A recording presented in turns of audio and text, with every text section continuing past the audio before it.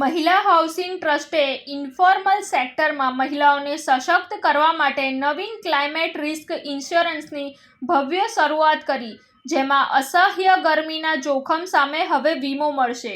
માત્ર ગુજરાતમાં જ નહીં પણ સમગ્ર દેશના 34થી વધુ શહેરોમાં આવાસ, પર્યાવરણ અને ક્લાઇમેટ ચેન્જના મુદ્દે કાર્યરત સંસ્થા મહિલા હાઉસિંગ ટ્રસ્ટ દ્વારા અસંગઠિત ક્ષેત્રની મહિલાઓ માટે વિશેષ ક્લાઇમેટ રિસ્ક ઇન્સ્યોરન્સ સ્કીમનો શુભારંભ કરવામાં આવ્યો છે.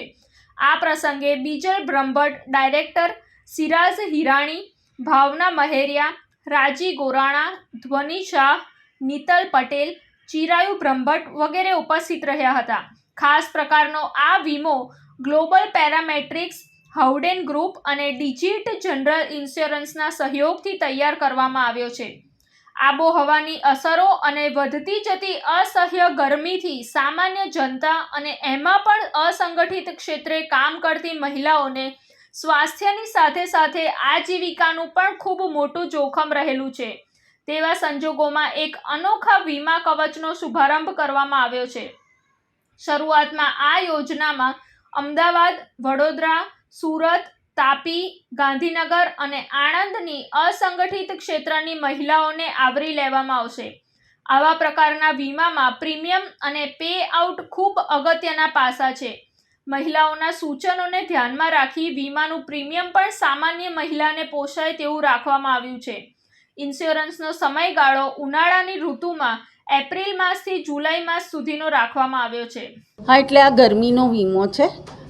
એટલે જ્યારે ગરમી વધી જાય અને તેના માટે થઈને બહેનોને કેવી રીતે કવર કરી શકાય, કારણ કે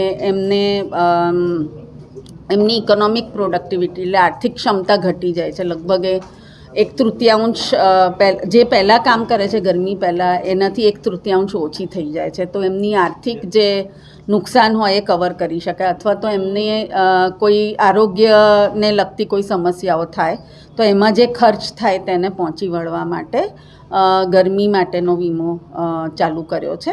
અને એમાં ખાસ પેરામેટ્રિક છે વીમો, એટલે કે જ્યારે એક તાપમાન એટલે ઓછામાં ઓછું 43.7 ડિગ્રી જ્યારે અમદાવાદમાં થશે ત્યારે એ ટ્રિગર થઈ જશે ઓટોમેટિક અને બહેનોના એકાઉન્ટમાં લગભગ 750 રૂપિયા જમા થઈ જશે. અને મેક્ઝિમમ કવર 2000 રૂપિયા છે. અને વીમો અમદાવાદ, સુરત અને વડોદરાની લગભગ 26,000 બહેનોને કવર કરે છે. રિપોર્ટ સંજીવ રાજપૂત સાથે અમીબટ શ્રોત્રિયા, TV9 ગુજરાત, અમદાવાદ.